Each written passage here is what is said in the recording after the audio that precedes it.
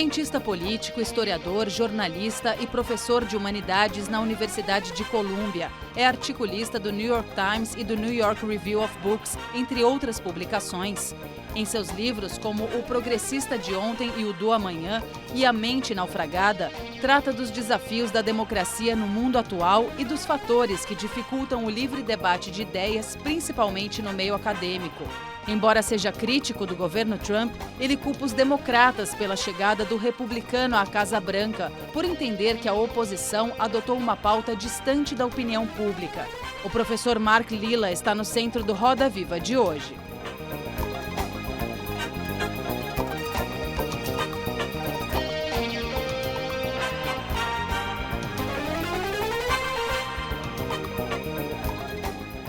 Bem-vindos ao Roda Viva, o mais tradicional programa de debates da TV brasileira. Hoje, no centro da roda, está o cientista político, historiador, jornalista e professor de Humanidades na Universidade de Colômbia, Mark Lilla.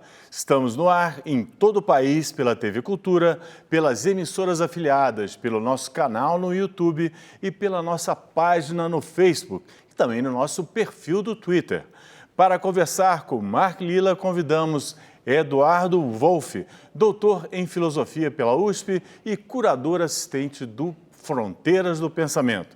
Robson Borges, editor de cultura do jornal Valor Econômico. Leite, chefe de redação da agência Bloomberg em São Paulo. Pinheiro da Fonseca, economista e filósofo. João Paulo Charleaux, repórter especial do Nexo Jornal.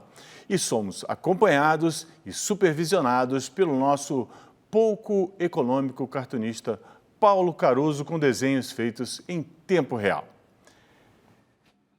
Muito bem-vindo, muito obrigado. Bem-vindo. Minha primeira pergunta é, para que todos os nossos espectadores conheçam um pouco, por que a sua coluna no New York Times causou tanta polêmica? Parece que isso até surpreendeu o senhor. It did. It turned out to be the third most read article in the New York Times of that year, the most read political article of the year. And, I felt a little bit like not the boy who puts his finger in the dike, but the boy who hits the dike and the water comes out. It was maybe 10 days after the election of Trump. People were angry and frustrated, and I came out and I broke a taboo.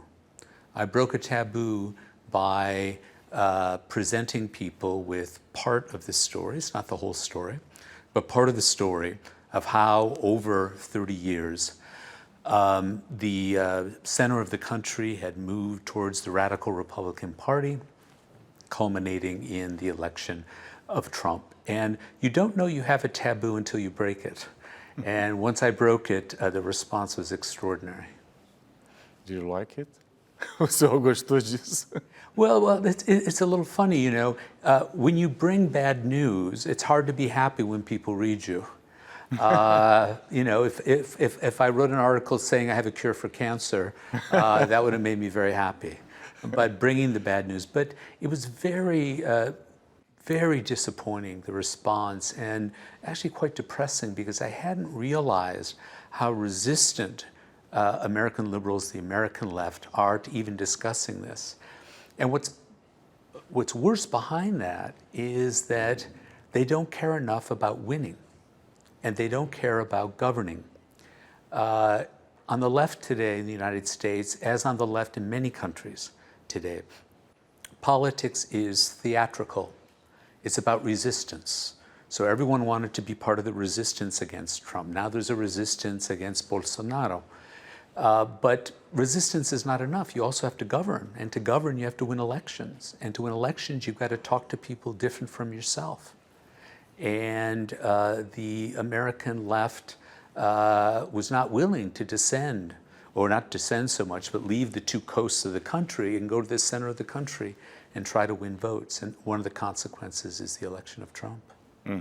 A gente vai começar a roda por aqui pela Júlia, por favor. Queria começar perguntando o que o senhor achou das eleições brasileiras. Como é que a gente pode comparar diferenças e o que foi semelhante à eleição entre o Bolsonaro e o Donald Trump? Well, there are two things worth noting. One is the parallels between your situation and ours immediately leapt to our eyes. So there's a great deal of coverage of Bolsonaro in the U.S. media. And everyone looked at it through the lens of Trump. And so I want to understand more the degree to which he is like Trump and the situation is like ours or is not. And I'm trying to learn something about that while I'm here.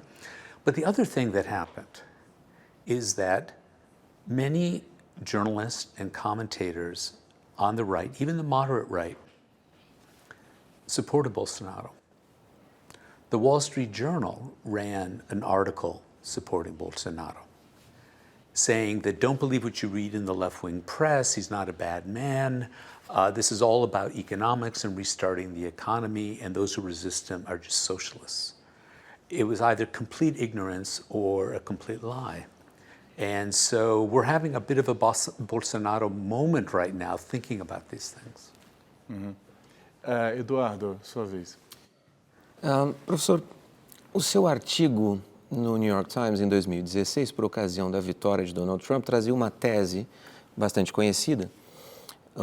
2 anos depois, ela é muito conhecida, segundo a qual o Partido Democrata havia sido tornado refém de políticas identitárias e, em função dessas políticas identitárias que dominavam o interesse do Partido Democrata, o partido teria perdido a sua capacidade de conversar com a nação como um todo. No seu livro, The Once and Future Liberal, o progressista de ontem e o de amanhã, que está publicado no Brasil, o senhor desenvolve essa tese mostrando que em todos os momentos em que a nação americana, os Estados Unidos, conseguiu formar um consenso, esse consenso dependeu de oferecer uma visão comum da América para os cidadãos, falando para além dos partidos. Olhando para os Estados Unidos hoje, 2 anos após o seu artigo, o senhor acha que algum dos partidos é capaz de oferecer uma visão comum da América ou ambos os partidos estão fechados em visões identitárias, apenas que com identidades de tipo diferente? Neither of them are capable of it. We're living in a vision-free society, and lots of societies live without a vision of their future. I don't know what the Sri Lankan picture of the future is or what the Belgian picture of the future is, but in the United States, since we understand ourselves as being based on certain ideas, there's always this sense that we have to have some kind of vision and goal for the future, and we've not had one. And the deepest reason, I think, is that beginning in the 1980s, the country became ever more libertarian, not only in the economic sense of libertarian, but also in the social sense. And even though we've been an individualistic country, and we can talk more about what happened during the Second World War and all the rest when we became less individualistic, but we've always been individualistic, but a kind of hyper-individualism developed beginning in the 1980s that had a left-wing side and a right-wing side. The right-wing side was Reagan economics, the criticism of the state, lowering taxes, everyone can get along by themselves and with their churches and their small communities, and it offered a new vision of the country.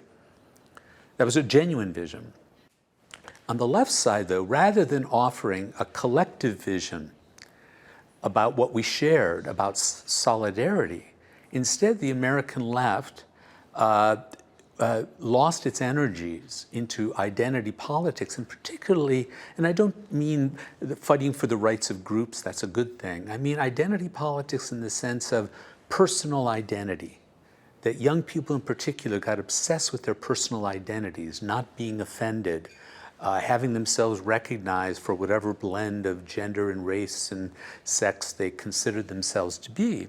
And so what you had were 2 versions of individualism dominating the political scene, and individualism does not produce, in the end, a vision of our common life. And so the Reagan era came to an end officially with the election of Donald Trump. And Trump has no positive vision to offer the country. And on the left side, there's no alternative large vision yet that's been developed. So it's a very unusual moment in our history. Joel. Professor Lilla, no Once and Future Liberal, você propõe, talvez como uma saída para essa falta de visão da esquerda, o conceito de cidadania, né, do cidadão, como um conceito que pode permitir uma visão mais comum, mais global, que permita unir a sociedade. Agora, ao mesmo tempo, você reconhece que esse conceito de cidadão é usado hoje em dia pela direita americana no discurso anti-imigração. E que não é essa a sua intenção, você considera que esse conceito pode ter um uso positivo, um significado positivo que não signifique a hostilização ou exclusão de quem não é cidadão.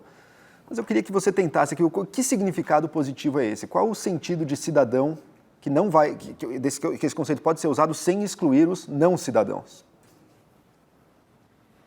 Yeah, you point to a very large problem on the American left, and that is that over the past 30, 40 years, well, you might even say since the 1960s, that all the symbols that one associates or used to associate with American patriotism, even the word patriotism, the flag, support for our troops, singing the national anthem or telling the Pledge of Allegiance in school, all these things that bound us together as citizens or were symbols, the right captured. And the left didn't protest. Rather than say, no, you're not the patriots. All you want to do is give more money to the rich. We're the patriots. Instead, they said, we're not patriots. We're not patriots. The word citizen makes us uncomfortable because what about people who aren't citizens who are here? And so the whole rich symbolic language of American democracy was ceded over to the radical right. And it's very difficult to imagine much of that moving over back to the other side for some time. But there's something that the right doesn't believe in, actually. And what they don't believe in is solidarity among citizens. They think of citizenship as a weapon in order to stir up people against immigrants. But I want to offer a positive vision of citizenship, the sort of idea of citizenship that existed from roughly the 1930s until the 1960s in the US, that says, by virtue of being a citizen, not only do you have rights, but you have duties. You are not just alone. You cannot just ask that you pay no taxes. You have a duty by virtue of being a democratic citizen to help other democratic citizens. And the reason why I think this is not a idealistic proposal is that, in fact, the one thing Americans, every American shares, every American adult shares, is that we are citizens. On paper, we are citizens. Our societies become more diverse. People have different views about religion and all the rest. But the one thing we share is that. That and having to go get license plates for our cars. That's about the two things all Americans share. But I think one can make this concept of citizenship richer by making it speak a left language and talking about the basic rights of equal treatment and about solidarity that will allow us to speak to every single group in the country and explain why they should vote for the Democratic Party, because we stand for these principles of citizenship that then can speak to African Americans, they can speak to unemployed white auto workers. So I'm hoping that, at least rhetorically, that people on my side politically in the United States consider adopting this and rethinking how to approach the electoral public. Robson. Professor, o senhor tem chamado aí nos seus textos a necessidade de uma cidadania coletiva, né? Achando que as demandas identitárias, como foi dito aqui, elas comprometeram um pouco o Partido Democrata, as conquistas do Partido Democrata. Agora, o senhor não acha que num ambiente em que políticos são eleitos com uma agenda anti-imigração, anti-questões de gênero, ou contra as mulheres, ou contra os homossexuais, enfim, essas minorias têm que se organizar e resistir se isso está imposto? Quer dizer, como as minorias devem se organizar diante dessa força que está dada, né? Quer dizer, que é uma força que está ganhando força política, não só nos Estados Unidos, mas em vários países do mundo, né? Como que o senhor acha que fica a situação dessas minorias? Yeah, well, they definitely have to resist, but they have to resist in a smart way. What's developed with identity politics is that when, give you an example, there's a group that's called Black Lives Matter, which was very important at its creation to protest the treatment, especially of black young men, by the police. It had a very good effect. But as it grew, its rhetoric became quite anti-white, complaining about all of American history, and complaining about Democrats not talking enough about their issue. And so instead of demonstrating against Donald Trump, they were demonstrating against Hillary Clinton and Bernie Sanders. That's crazy. What those groups need to understand is that to reach their own ends, they have to become part of a larger crowd and not a larger movement, and not just talk about themselves, to help themselves. Because what's happened now, for example, we have a federal system that gives a great deal of power to the American states. And in the vast center of the country, there are states where no Democrat can get elected. Because of that, we are incapable of protecting women who want to get an abortion there, because state law has put barriers to it. We are unable to prevent the drawing of districts in the states that disadvantage black voters. We can't help them at all. So it's not simply a question of engaging in a kind of theatrical, expressive politics.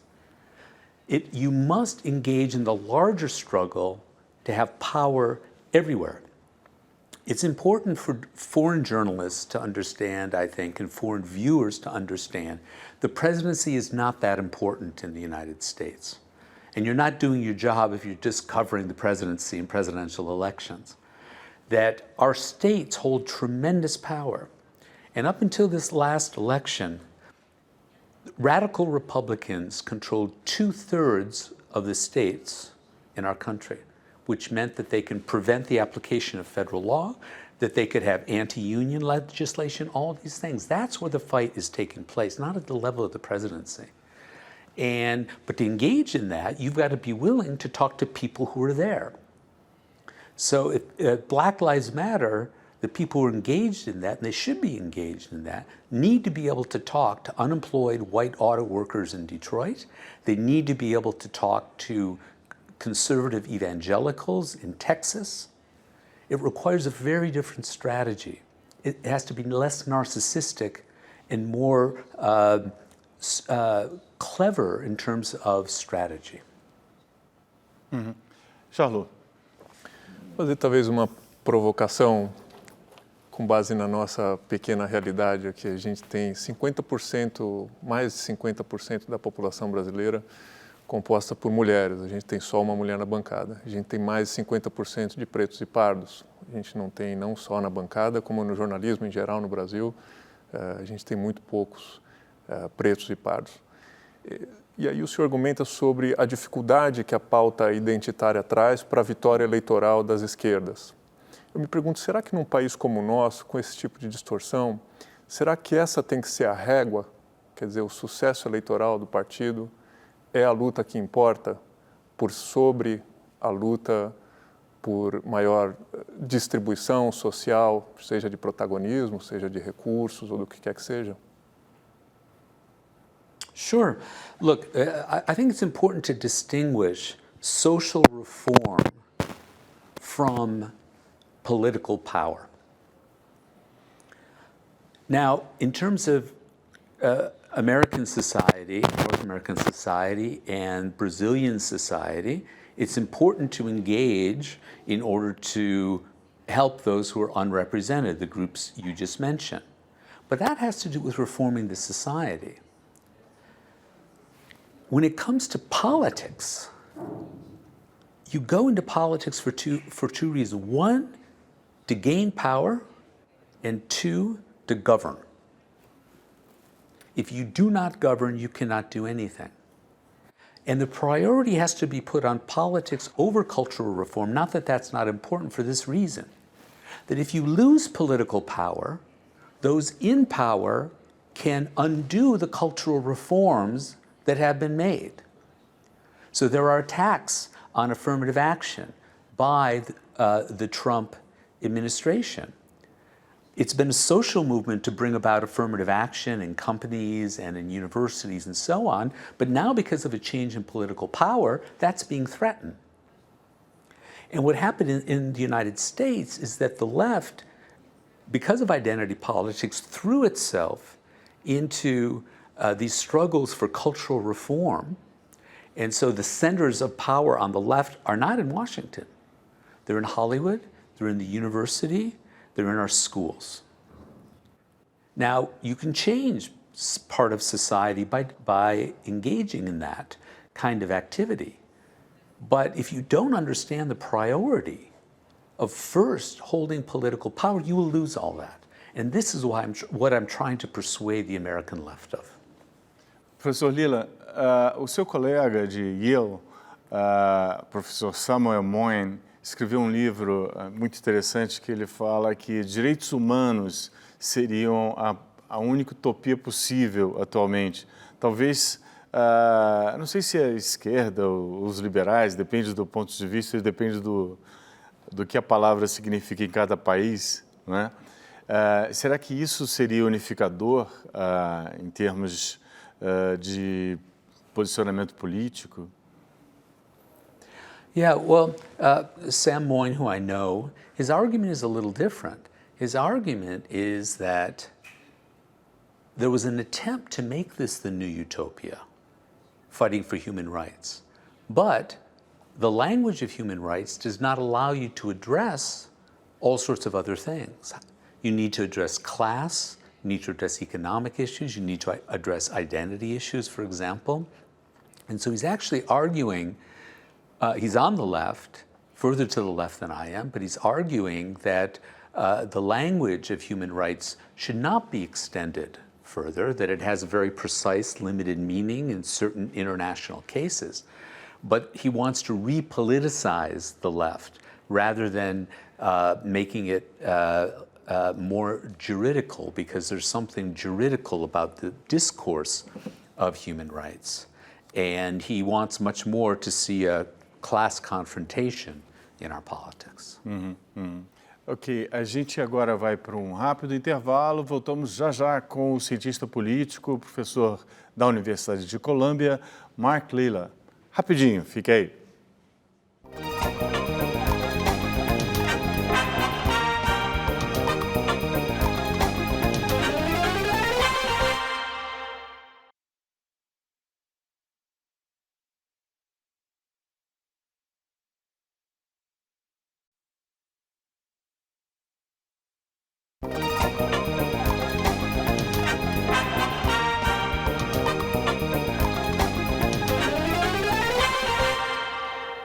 Estamos de volta com o cientista político, professor da Universidade de Colômbia, Mark Lilla. Professor, o senhor chegou ao Brasil um pouco antes da agenda que o senhor tinha com Fronteiras do Pensamento, justamente para estudar um pouco a diversidade brasileira que interessava o senhor. O que impressionou mais o senhor? Besides the sun and the beach. And, yes. Sobre a diversidade. No, it's very interesting because everyone wants to make the connection between Bolsonaro and obviously Trump. But what interests me more is learning that Bolsonaro and his team, his son, for example, has been in contact with Steve Bannon. And that Bolsonaro also was speaking to Viktor Orban, right? And I've just written an article for the New York Review of Books, which will be coming out in a couple of weeks, about the development of what I call a new popular front. But it's a popular front from the right. And it's kind of Christian nationalist. And there are elements of it in France, which is the subject of the article, Hungary, Poland, Russia. Philippines also. Philippines, and now here. And I think that by focusing too much on personalities, we haven't been focusing enough on the development of this international network. And Steve Bannon, who's a very smart man, who's always underestimated in the United States, knew exactly what he was doing when he started what he calls the movement. I don't know if that's well known here in Brazil, but he is now making connections among all of these populist candidates and helping them with their campaigns. This is the thing to be watching in the next couple of years, I think. Então, continuando nesse mesmo tom, como é que o senhor amplia a sua avaliação do que está acontecendo nos Estados Unidos, do que aconteceu nessas últimas eleições, para essa questão mais global, com todos os países que a gente falou? Como um fenômeno global, essa volta da direita? São os mesmos erros? Qual é a sua avaliação?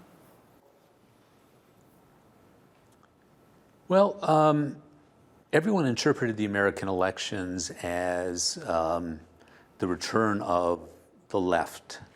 And it certainly is true when it comes to one house of Congress.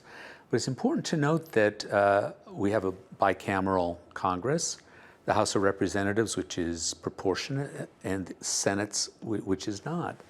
And the right gained more seats in the Senate than they did, and they lost them in the other. And what's that about? It has to do with where the votes are. And it turned out that in less populated rural areas, those states with very few people went even further to the right. And that tells me that this populism is actually quite focused on particular peoples, right? It's not just a question of the entire population. I mean, here, it was unique, the situation here, because of the PT and everything else. But we still have to, it's a sign that to struggle against this, you must know where their strongholds are, who these people are, and address them. That's why a general resistance is not enough. You have to know if these populists are winning with evangelicals, you must learn to talk to evangelicals. And you must be able to explain to them why voting for your party will improve their lives in other ways, right? And so I think the struggle is still out there.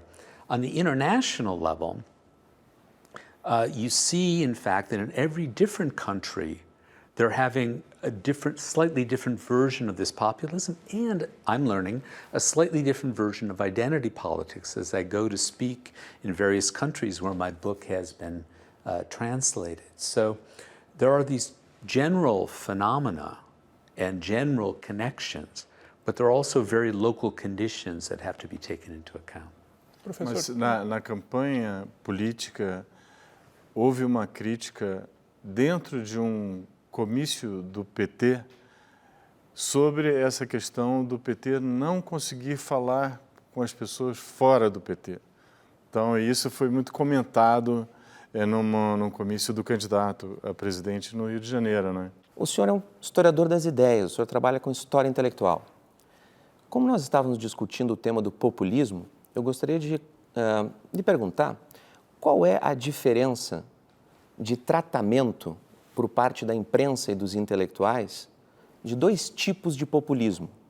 O populismo de esquerda, por exemplo, que floresceu na América Latina ao longo dos anos 90 e 2000, que é antidemocrático, iliberal e autoritário, e o atual populismo de direita, nacionalista, igualmente antidemocrático e iliberal. Por que apenas o populismo de direita recebe tantas críticas da academia, da universidade e da imprensa? Well, I think in part there aren't as many governments in power that have been in power for a while. I mean, Obrador, for example, in Mexico, we still don't know what's going to happen there. You know, populism in the sense of a popular uprising behind a party in and of itself is not necessarily bad. The things that become bad are when a cult of personality develops around the figure, which may be happening with Obrador, I don't know. And then a willingness to use violence and set people against each other. And on the populist left, that hasn't happened so much. I mean, you could argue, for example, that Podemos in Catalonia is dividing native Catalonians against those who are from Madrid, say, and some people are leaving. But all these symbols, these violent symbols, and the nationalism and all the rest, left populism, at least in its initial phase, it attempts to assemble people together. Whereas right-wing tends to begin by dividing people. But what they share with all populism is that populism rests on the fiction that part of the people is the whole people. And so Donald Trump says to his voters that you are the real people, and the news media is not the real people. Minorities who are not voting for us are not part of the real people. And then uses that as a wedge. The question is whether that will happen in some of these left cases, and it requires also a cult of personality. And so far, I haven't seen that yet, but it's right to be worried about it. I mean, there are some, I met a group of Spanish journalists, one whom I know, his name is Daniel Gascon, who's one of the editors of Letras Libres in Mexico and Spain. He lives in Spain. And he's just written a very hard book against Podemos, arguing that it is starting to develop some of these characteristics. So you're right to point out the question and right to say that we absolutely have to pay attention as much on the left, not because things have become as bad, but because things could develop in a very bad way as well. Robson. Professor, ao mesmo tempo há um certo esvaziamento do centro na política global, né? Quer dizer, tem ganho os partidos mais de direita radical ou de esquerda radical. Por que há esse esvaziamento do centro? O que aconteceu com o discurso de centro que tem sido pouco atraente para os eleitores? I think it's mainly because people around the world are losing their confidence in democracy itself. And the centrist parties have a faith in the democratic process. And the parties on the radical right and left are saying that democracy, it's in one way or another, that democracy itself is failing. So the question to be asked is, why are people losing confidence in democracy?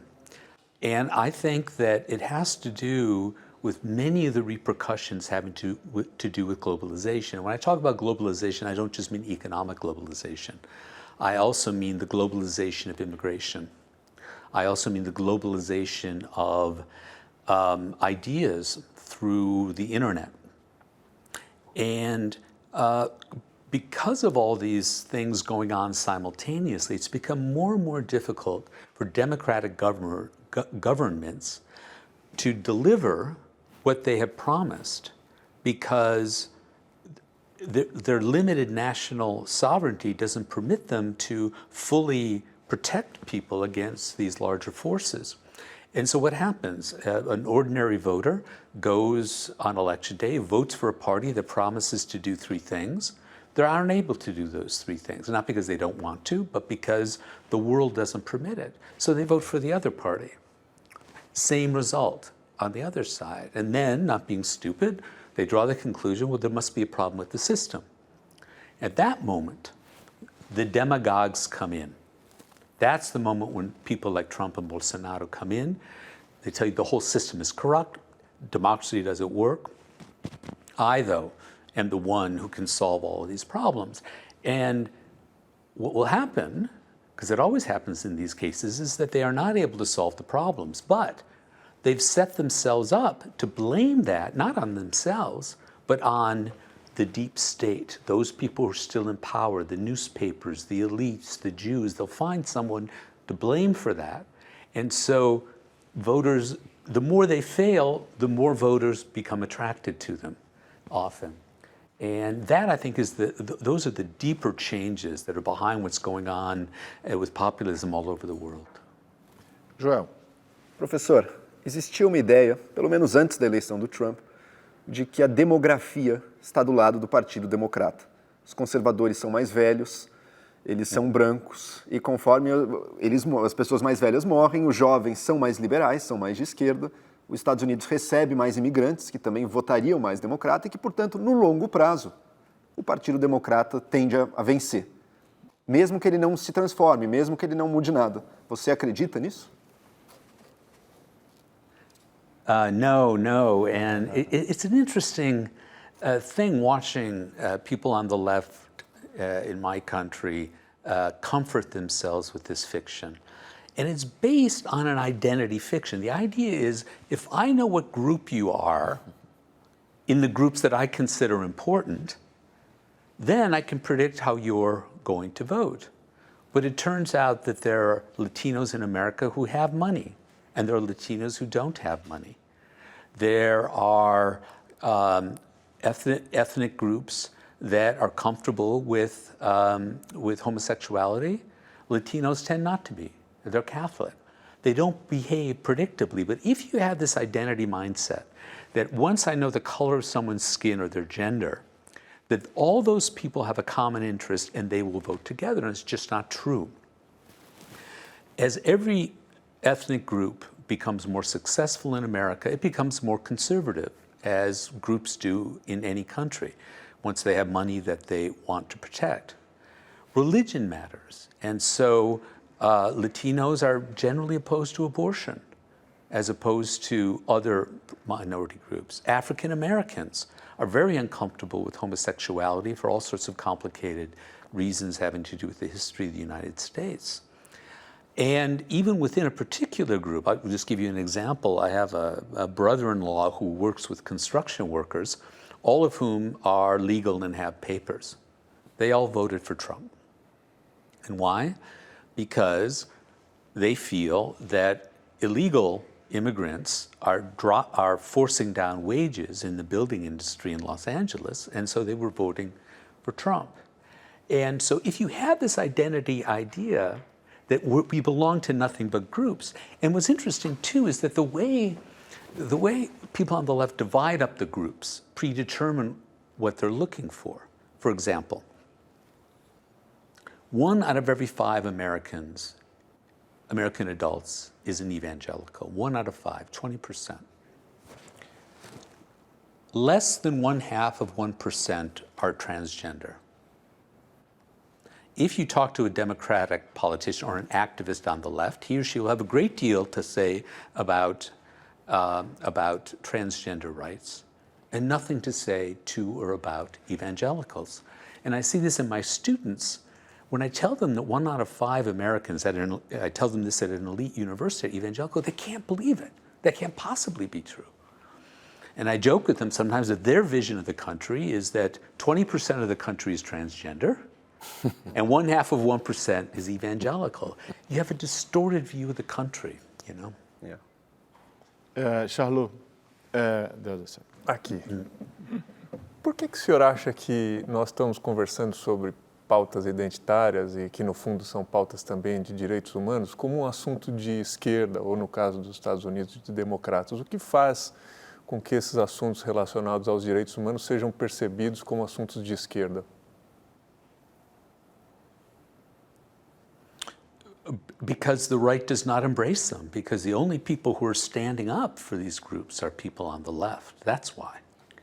a human rights agenda never meant much in the United States on the right, in part because of views about foreign policy and all the rest.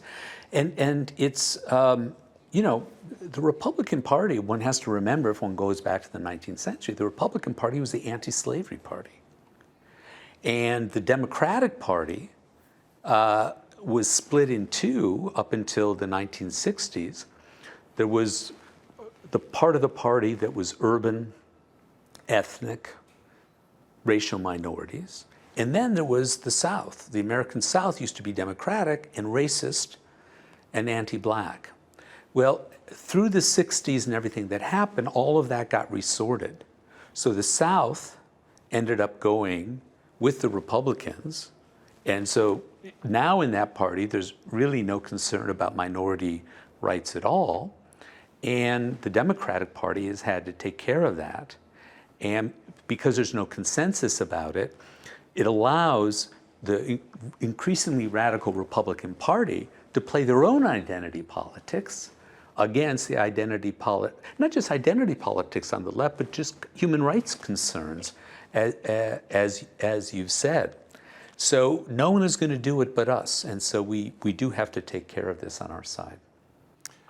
Se ampliar pouco essa visão dessa onda conservadora e que o senhor se referiu, e a gente incluir uma onda autoritária, também que incluísse China, talvez Indonésia e Putin, e a gente olhando também as declarações do Trump de amor ao Putin, e, enfim, a gente sabendo dessas características, será que a democracia não ficou cara demais para o capitalismo e o autoritarismo é mais barato? How do you mean more expensive? You mean in financial terms or in some other terms? Sim. Yeah. I don't know. I mean, I wouldn't think of it in those sort of economic terms. Rather, I think that there are two things to be said. One is that what we have learned in all these countries is that democracy depends on all sorts of unspoken agreements, taboos, customs that one doesn't have to explicitly write out. For example, in the United States, it didn't occur to us that we would ever have a president who would call for the jailing of his opponent. And it's only when a taboo gets broken, like I said before, that you discover you have the taboos. And we've discovered that all of these taboos and customs that shore up democracy, once they're attacked, it's very hard for them to operate anymore. Once you know there's a taboo, it's no longer operates as a taboo. And these populist authoritarians are learning from each other. One of them will do something, and it turns out they get away with it. And then another one does it. And so they're starting to learn how much they can get away with. They're almost competing that way. An interesting American journalist wrote an article which he called the Versailles effect, like the chateau of Versailles. And he said that when the Chateau de Versailles was built, Louis XIV, that other heads of state from other countries would come to visit, and they would look at it and they say, I want to Versailles. And they go back to their home countries, and they would build a chateau just like that. And he was saying something similar is happening, that Trump watches Putin get away with something. He says, I want to do that here. And so you can see how quickly they're all pushing the limits of what they can do, because all of these fragile things that were holding up democracy weren't there. And you have to remember as well that in many of these countries, their democratic systems do not date from very long. If you look at Russia, if you look at Eastern Europe, you know, building up a sense of customs that underlie democracy, that's the work of generations. Instead, they got democratic constitutions without people being Democrats yet. And that takes a lot of social work. So it's really the time, if you're interested in democracy, to go back to philosophers like Montesquieu and Tocqueville, who talk about the customs and mores that help to sustain a just and lasting government. Professor, complementar essa pergunta, o senhor fala sobre esse aspecto de inspiração que esses líderes, talvez de extrema-direita populistas, têm de conhecer uma experiência e se inspirar e tentar reproduzir. Basicamente, são experiências muito nacionalistas e até muito nativistas. Como é possível construir uma espécie de movimento internacionalista, como Steve Bannon pretende, entre associados que são, por natureza, todos eles American First ou Hungria First ou Poland First, sempre com o seu país em primeiro lugar? Qual a possibilidade de uma aliança organizada, de um movimento internacional entre nacionalistas e nativistas? Yeah. No, it's a very good question. I mean, if you recall sort of the 1920s and the 1930s in Europe, Mussolini was looking to Lenin. He was a great fan of Lenin at first and Lenin's tactics. And then Hitler read Mussolini. And then you had the Portuguese, and so you had these authoritarian figures in different countries, and they inspired each other to be nationalists and authoritarian within their countries. Then one of those nationalist authoritarian countries decided it's going to go out and conquer the other authoritarian nationalist countries, and then you run into trouble. But short of that point, I think we are in a moment like that back then, not that I want to compare a moment to fascism of that period necessarily, where we have a new popular front, that all of these nationalist leaders, and many of them Christian nationalist leaders, understand that if there are more people like them in the world, they can have common cause. And the first common cause is going to be the European Union. You know, up until now, this is my speculation, but I think I'm right about this. Up until now, the nationalist parties on the right have resisted the European Union. I think they're now understanding they can take over the European Union and use it for their own purposes. What has not happened yet in the European Union is that you have political parties that go beyond national limits. That's one of the weaknesses of the European Union, the democratic deficit. But Bannon is trying to sew them together into a party that already exists, an attempt to create a pan-European party. And if I were someone on the right, I'd be foolish to attack the European Union anymore. There's a chance that you could become a European power. So I would say keep your eyes on that as a journalist. A gente vai ter que ir para mais um intervalo e voltamos logo, logo com o cientista político, professor da Universidade de Colômbia, Mark Lilla. Fique aí, é só um instantinho.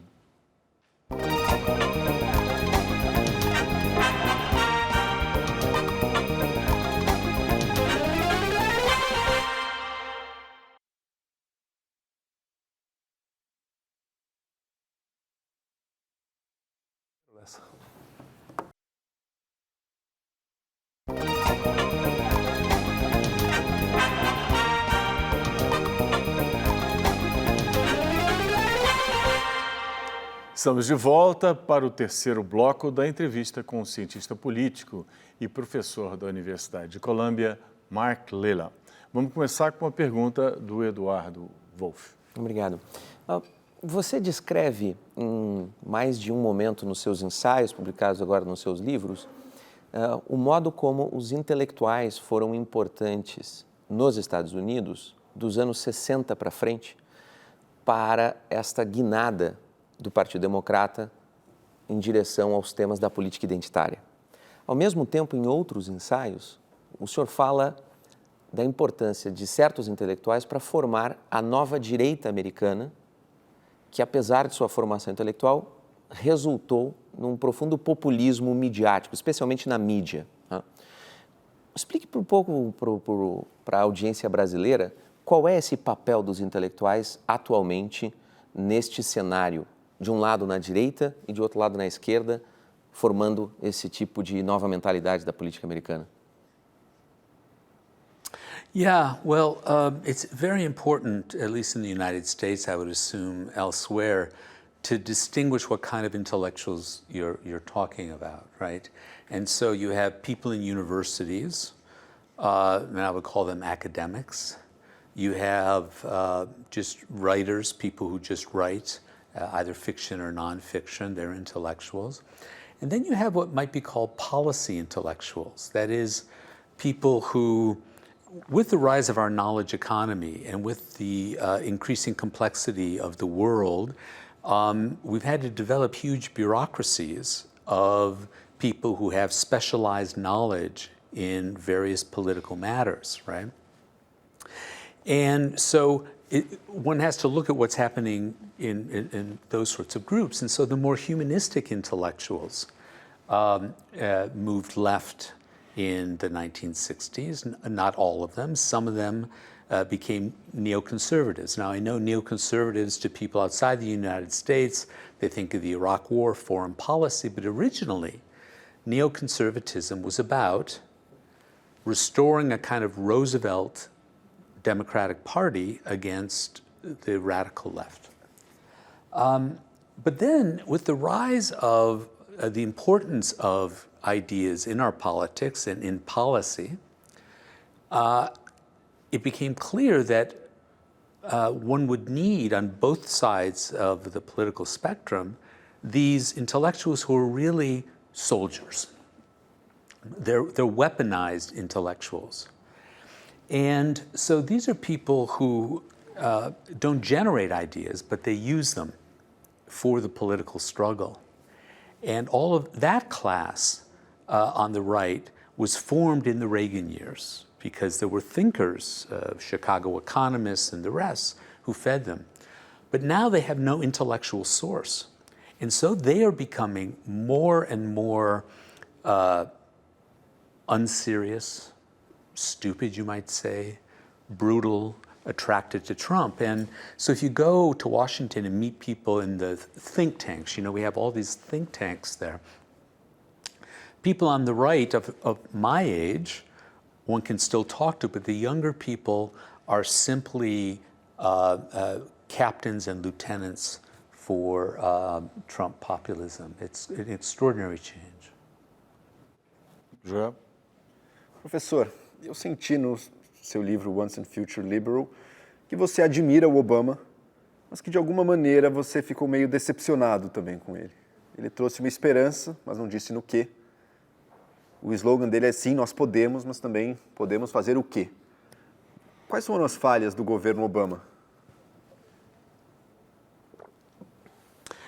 Well, it's very hard for me to be critical of President Obama. He faced, I mean, his achievement becomes more and more clear the longer we're living with Donald Trump. Simply maintaining the dignity of the office and the personal dignity of the person in it in our time was an extraordinary achievement. And when you think about his behavior, the example he set to people, we're all nostalgic for that.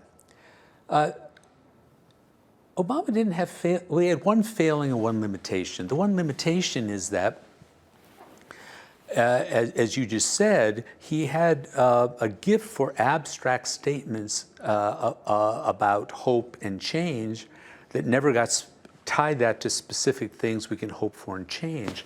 And I think part of that is that he does buy a little bit of the idea, or did before, that we're a country of groups. And we're all going to get together and be a happy family. But it's not that we have a common vision of things that everyone in those groups, but by virtue of being citizens, needs. Rather, we'll help this group, and that group. And so he was incapable of striking a large theme in the way that Ronald Reagan could, for example, or Roosevelt or Kennedy.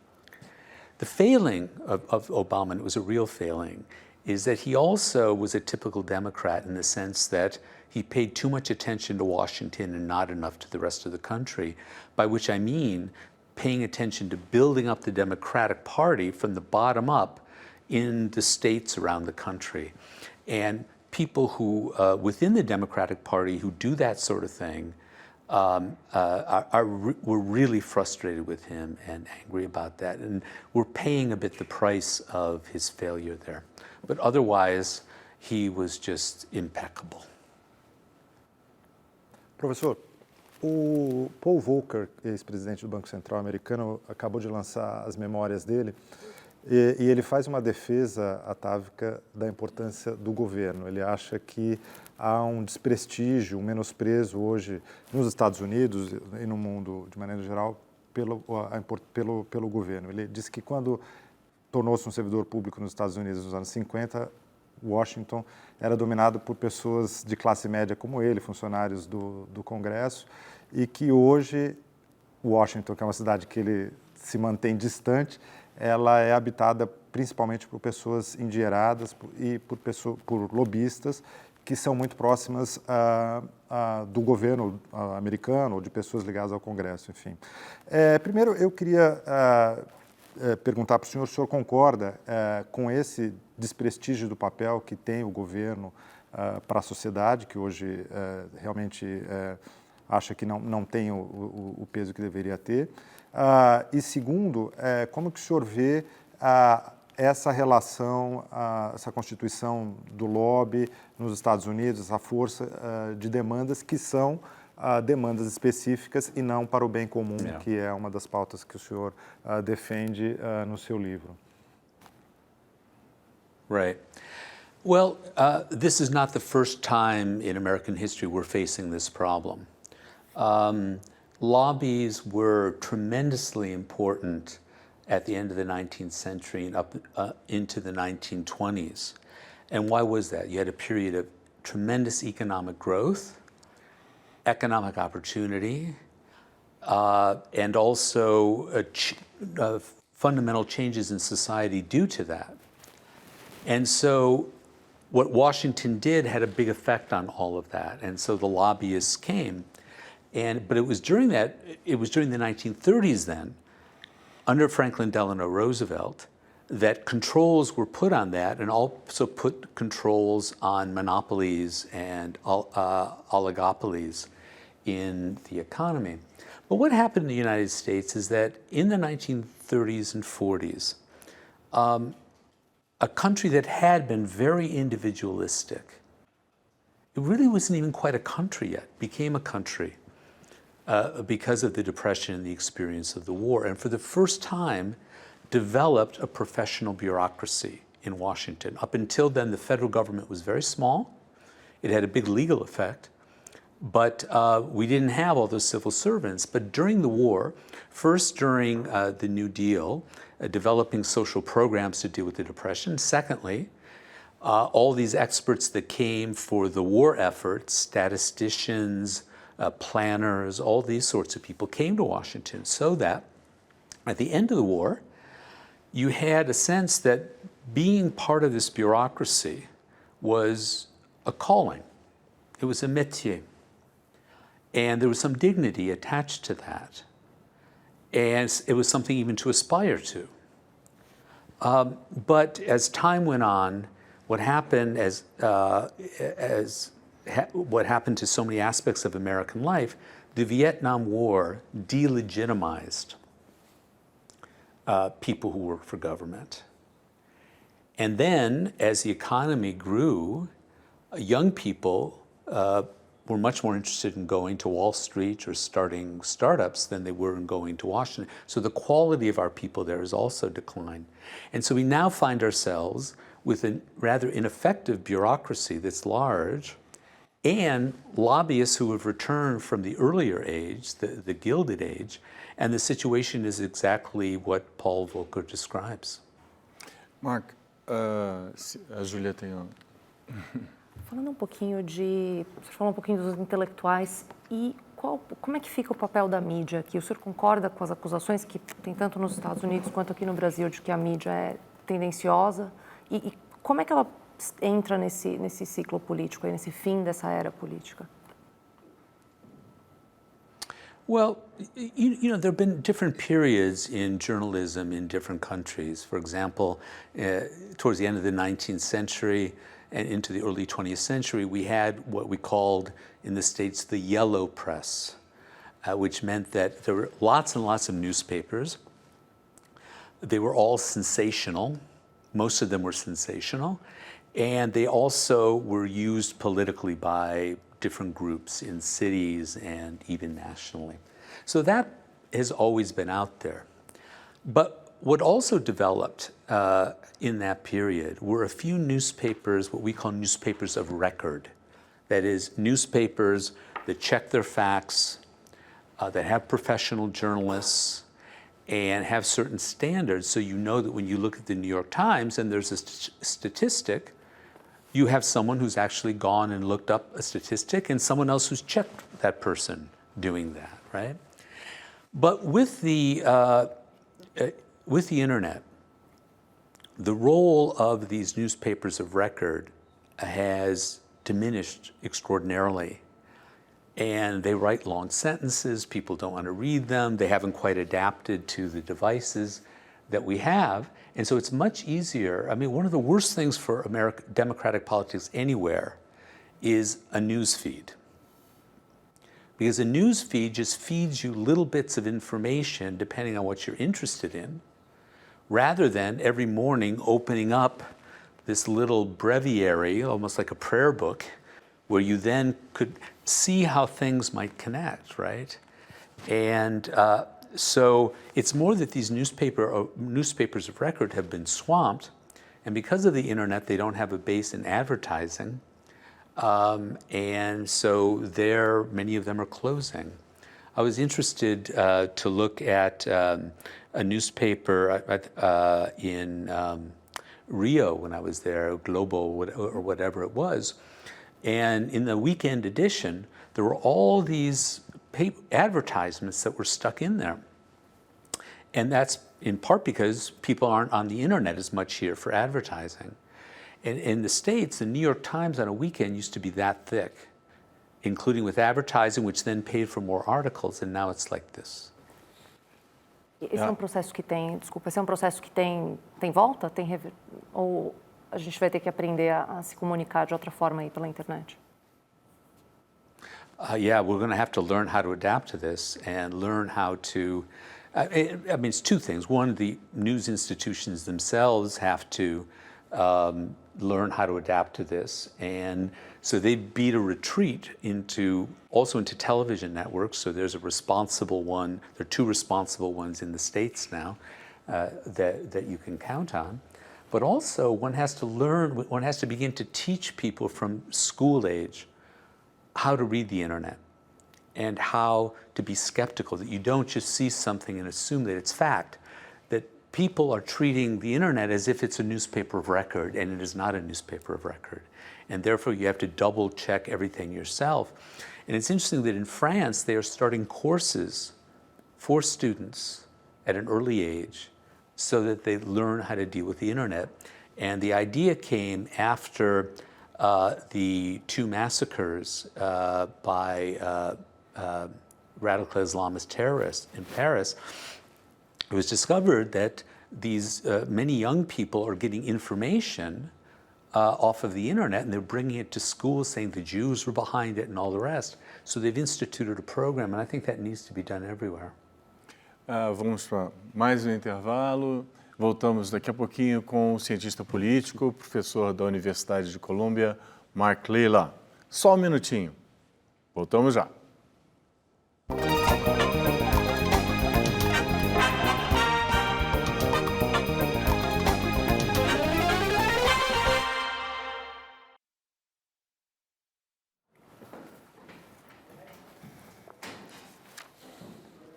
Aqui era o final do...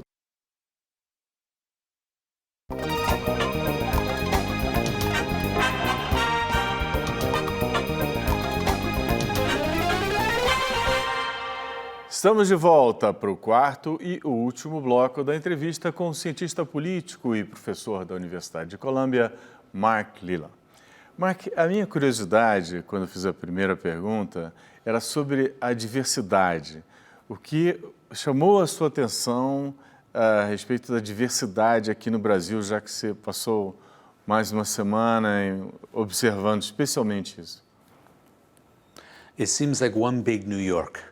You know, I live in New York, and it's a very diverse place. I think I would have felt the difference had I come from somewhere else in the United States, but I feel immediately at home here by seeing so many different kinds of people. It always cheers me up. Ok. Vamos para o Charleaux, que quer fazer uma pergunta. Tem uma pergunta que é o seguinte, a gente trata das pautas identitárias, digamos assim, do campo discursivo da esquerda em relação ao feminismo e questão de raça, de gênero, como pautas que estão associadas a uma derrota do campo da esquerda no campo eleitoral. Mas o campo republicano ou da direita também teve algumas pautas identitárias muito fortes, a questão do nativismo, a questão do homem branco, a questão do operário, a questão do americano, seja lá o que for. Entretanto, essas pautas identitárias foram vitoriosas eleitoralmente. Quer dizer, onde está exatamente o problema? É em ter pautas identitárias ou é em defender pautas identitárias que são fracassadas do ponto de vista eleitoral? Well, just to repeat myself, if you do not govern, if you do not have political power, you cannot help people who belong to those groups, period. The first job is to get elected. Now, when it comes to identity politics on the right, it's certainly true that the original identity politics in America was white identity politics, certainly in the American South. I mean, not just slavery, but legislation to keep blacks disenfranchised and so on. So there certainly was, a sort of virulent, violent identity politics in much of American history, and it was white and Christian, right? But what the left doesn't want to recognize now is that that's changed, that changed a lot. That because they were successful in gaining the rights of African Americans and women and gays, and engaged the original movements, engaged with the larger public, we're a much more tolerant country than we were even 50 years ago when I was younger. The change is extraordinary.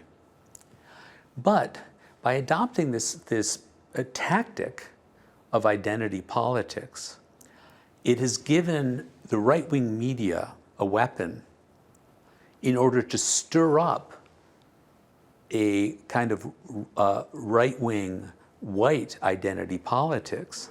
And it's not that there weren't elements of that there always have been, but it really brought that out.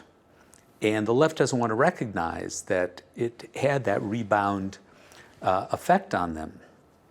And so now it's much more present in a certain population. If you do surveys, people's views haven't changed, right?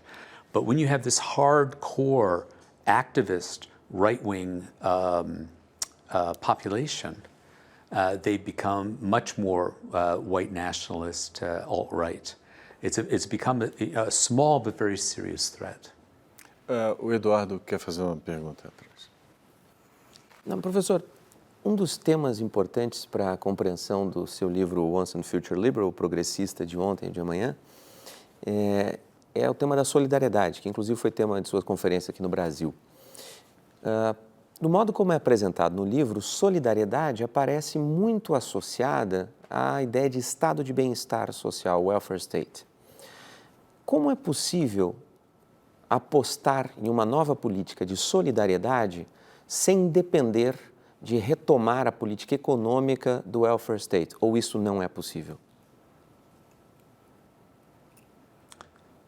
Well, we certainly have to rely on the welfare state, but you're pointing to something else that I think is very important, and that is that the development of the welfare state, the development of our contemporary democracies, rested on a kind of pre-existing social solidarity, not in every country.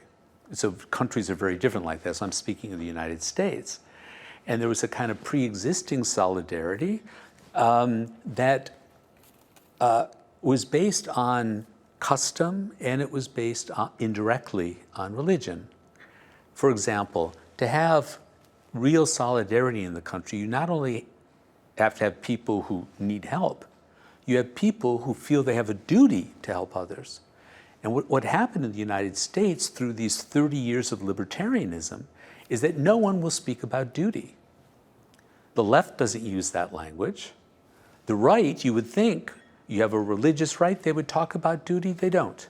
They've taken the Sermon on the Mount out of the Bible. They no longer speak of charity. And so where are young people supposed to learn that they have duties? Whereas if you're in a family, especially a more traditional family, you learn that you have, and especially if you're not an only child, you learn you have duties in the house. You learn you have duties towards your brothers and sisters. You have duties towards your parents and so on. And so the church and the family become schools of duty that then, once the lesson is learned, it can be applied to politics. If you have a society that doesn't do that, the question is, how can you generate a sense of solidarity in a society that has become, you might say, as Michel Houellebecq, the writer, says, a group of elementary particles? That's a challenge. Robson, ali. Professor, o senhor já disse que os movimentos sociais e protestos são uma forma ineficiente de ação política. Mas o senhor não acha que, de alguma maneira, eles podem ter algum resultado em termos de eleição ou de outra maneira? No caso do Brasil, especificamente, a população foi às ruas contra a então presidente Dilma Rousseff e, como parte dessa resposta, ela foi empichada, foi afastada do governo. Quer dizer, não existem protestos e protestos, alguns que podem ser bem-sucedidos e outros não, que podem ter resposta. O problema não está no mecanismo, mas talvez na pauta ou na... Como é que o senhor vê essa questão? Well, social movements can certainly be successful in a negative sense. The example that you gave of bringing down a president was a kind of negative action. Social movements do not produce governments. And I want to keep insisting on the fact that politics is about governing. It's about holding power. Now, there's an important role for movements in that, because you can mobilize people through a social movement to then vote, campaign, so that you then can govern. So they have a crucial role to play. But the role is not always to be critical and out in the streets against something, but rather to mobilize people to be for something. But the movement mentality, certainly in the United States and elsewhere, is that you end up staying in business as a movement radical by failing. Were you to succeed and get the government you want, you would be out of a job. And so it's this cycle of fighting power, failing, getting inspired by the failure to fight again. None of that activity, even if it's noble, produces political power. You cannot govern like that. And so the movements are important. They simply have to be redirected towards the conquest of power and not simply in bringing things down. João. Professor, num ensaio mais filosófico, você distingue entre duas maneiras de contar uma história, né? A narrativa, que narra os fatos sem uma ordem pré-estabelecida, às vezes um grupo vence, outras vezes outro, e o mito. No mito, a história faz sentido, a história segue uma ordem baseada num princípio que a pessoa imediatamente entende e entende o curso dos acontecimentos. Só que a maioria das pessoas, aparentemente, prefere o mito, a narrativa, prefere essa história que dá, esse entendimento que dá um conforto mental, ela entende o que está acontecendo com o mundo. Pensando nisso e pensando que a política também se utiliza dos mitos para formar e para chegar ao poder, existem mitos melhores ou piores? Você propõe ou você aposta em certos mitos como mais positivos para a sociedade ou eles sempre vão ser perigosos?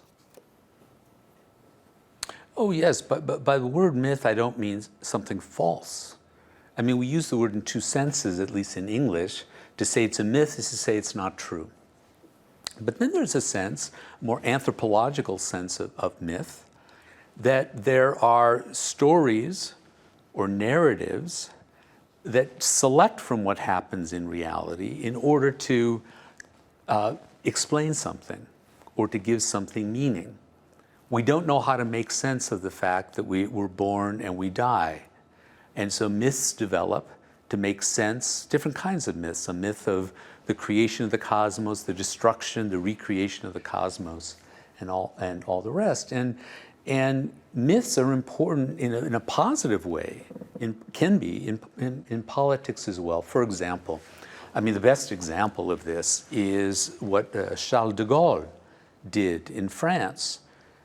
De Gaulle recognized that the French were humiliated in World War II and worried that they would take this out on each other for a very long time. There would be a kind of soft civil war in the society unless he brought them together. And so he said, you were all resistors.